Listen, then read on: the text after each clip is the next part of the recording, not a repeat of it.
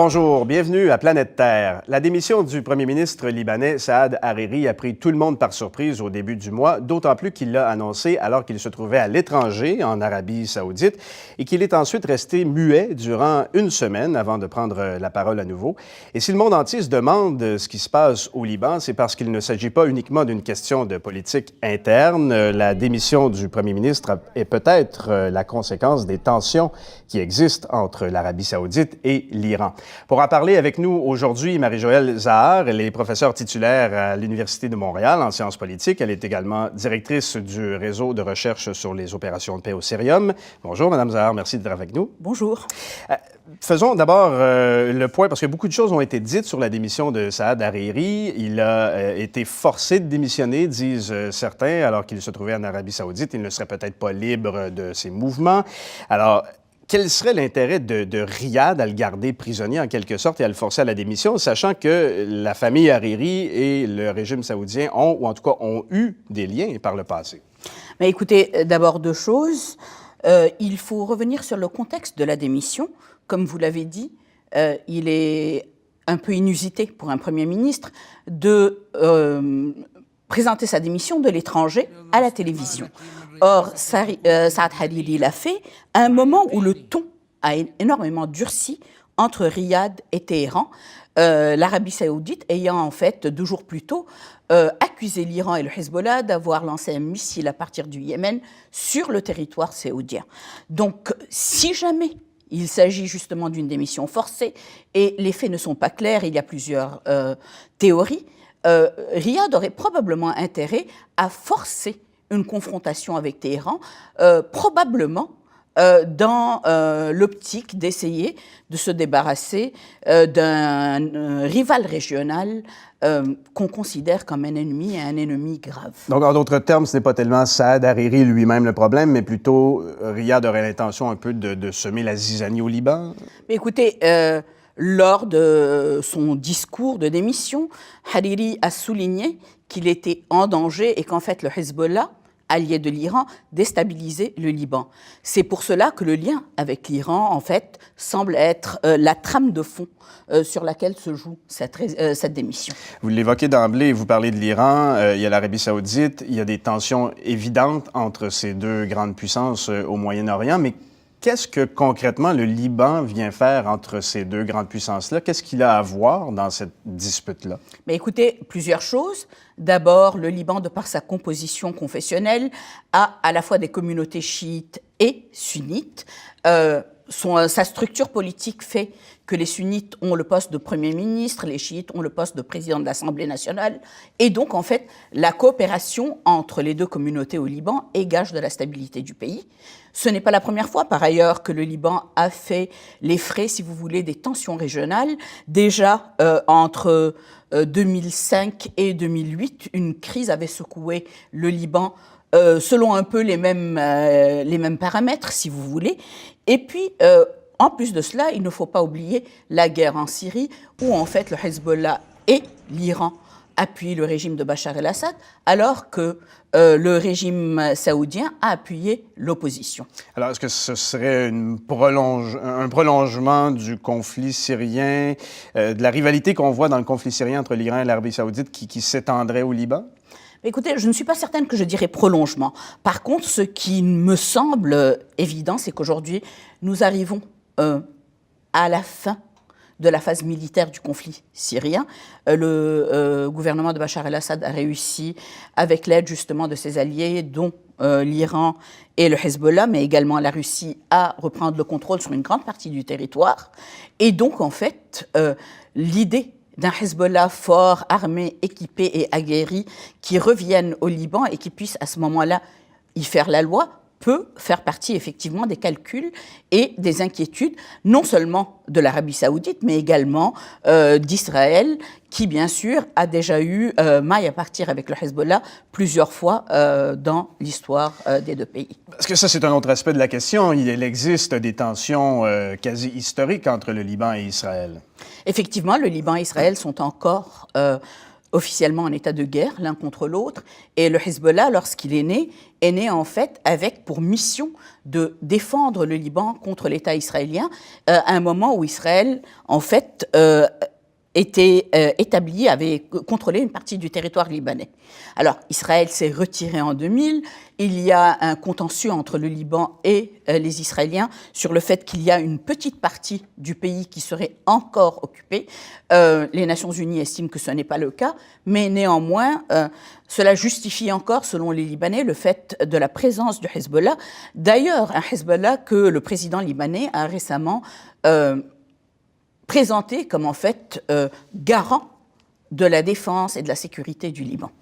C'est une question intéressante. Le Hezbollah, est-ce que c'est une partie du problème ou une partie de la solution au Liban? C'est quand même un groupe armé qui évolue parallèlement à l'État, j'oserais dire.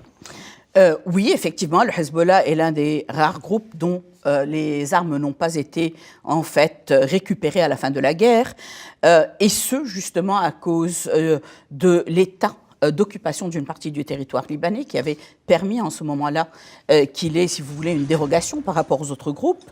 Et il est à la fois, il faut dire, partie du problème et de la solution.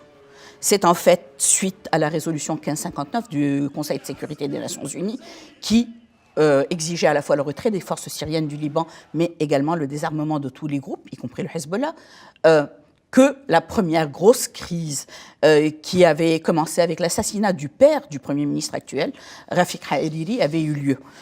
Donc, oui, nous avons déjà, si vous voulez, une tension historique quelque part par rapport au Hezbollah. C'est aussi une opération du Hezbollah qui a mené à la guerre de l'été 2006 entre le Hezbollah et l'État israélien. Mais en même temps, le Hezbollah était garant de la stabilité du Liban pendant la guerre en Syrie parce qu'en fait, malgré sa participation active au conflit syrien, il a néanmoins joué un jeu d'équilibre au Liban et a essayé de protéger le Liban, si vous le voulez, des répercussions de la crise syrienne. Et il était, en ce temps-là, appuyé et joint par les autres forces politiques du pays. Est-ce que nous assistons aujourd'hui à un délitement de cette alliance qui aurait des conséquences négatives pour la stabilité du Liban? C'est probable. C'est une nuance intéressante. Quand même, je reviens sur ce que vous venez de dire. Vous avez fait allusion à l'assassinat du premier ministre Rafik Hariri en 2005. Rafik Hariri qui était le père de Saad Hariri. Alors, est-ce qu'il n'y a pas justement... évidemment, tout le monde a dû penser à ça. Quand Saad Hariri a dit qu'il démissionnait parce qu'il se sentait menacé, que son intégrité était menacée au Liban, tout le monde, évidemment, a pensé à l'assassinat de Rafik Hariri. Est-ce que la situation de 2005 est comparable avec celle d'aujourd'hui? Oui et non.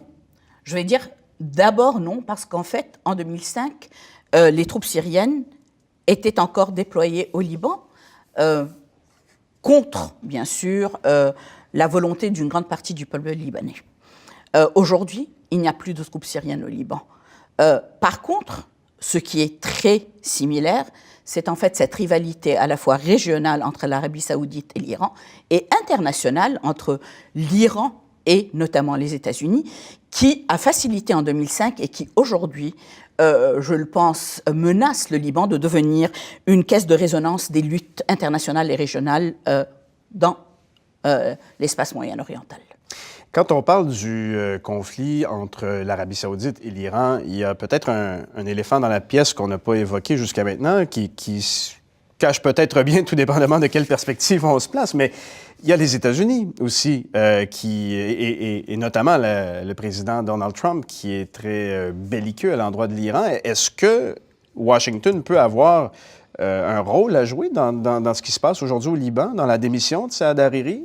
Alors, ce qui est intéressant, c'est que le secrétaire d'État américain, Tillerson, a en fait commenté la démission de Hariri en demandant à ce que la stabilité du Liban soit en fait préservée. Mais il est certain qu'aujourd'hui, il y a une convergence d'intérêts entre Riyad et Washington par rapport à l'Iran. Tous les deux estiment que l'Iran est en fait une menace à la stabilité régionale et à la paix internationale. Et tous les deux veulent voir l'accord sur le nucléaire remis en cause. Ils veulent voir l'Iran, en fait, si vous voulez, limité dans sa capacité de rayonner à l'échelle régionale. Et ce faisant, donc, il est certain que les Américains peuvent jouer un rôle à la fois positif ou négatif selon qu'ils renforcent, si vous voulez, la rivalité entre les deux pays ou bien qu'en fait, ils permettent une stabilité de revenir un peu dans la région. C'est pas un jeu un peu dangereux? C'est extrêmement dangereux. C'est pour cela que toute la région risque de devenir une poudrière. Aujourd'hui, il suffit qu'un des acteurs fasse un mauvais calcul pour que nous nous retrouvions dans une situation où nous avons essentiellement plein de groupes armés qui se sentent tous menacés, parce qu'en fait, tant les Saoudiens que les Iraniens s'estiment menacés dans leurs droits fondamentaux de vivre selon qu'ils le veulent, et dans un contexte où, en fait, même l'État d'Israël, aujourd'hui, vient d'annoncer de nouvelles lignes rouges par rapport à l'action du Hezbollah au Liban. Israël inquiète, bien sûr, du fait que maintenant, le Hezbollah, équipé, aguerri par le conflit syrien, pourrait revenir au pays et se retourner contre l'État hébreu. Le Hezbollah, mais il y a aussi tout plein de groupes armés en Syrie, et au fur et à mesure que l'État reprend le contrôle, ou enfin que quiconque reprenne le contrôle du territoire syrien, ces groupes-là vont inévitablement fuir vers des pays voisins. Est-ce que c'est un risque pour un Liban déstabilisé de voir ces groupes-là arriver chez lui? C'est clairement un risque, et le Liban a d'ailleurs combattu pendant les 2 dernières années des groupes islamistes liés à Daesh à la frontière avec la Syrie. Le Liban est aujourd'hui aussi fragilisé, il faut le reconnaître, par la suspension, il y a maintenant presque 8 mois de cela, de l'aide saoudienne à l'armée libanaise qui s'élevait à 3 milliards de dollars par an en équipement et en appui technique dont le Liban a besoin. Et donc, oui, effectivement, il y a une grande possibilité que le pays soit déstabilisé. Mais au-delà du Liban, pour parler de stabilité régionale, il y a également un conflit au Yémen qui, en fait, perdure, où on ne voit pas de solution. Et il y a donc un potentiel de radicalisation dans la région qu'il ne faut pas sous-estimer. Et ma dernière question, Marie-Joëlle Zahar, quand des grandes puissances comme les États-Unis, l'Iran et l'Arabie saoudite se disputent et risquent de le faire sur le territoire d'un petit pays comme le Liban, qu'est-ce que le reste de la communauté internationale peut faire? Est-ce qu'il y a seulement quelque chose à faire?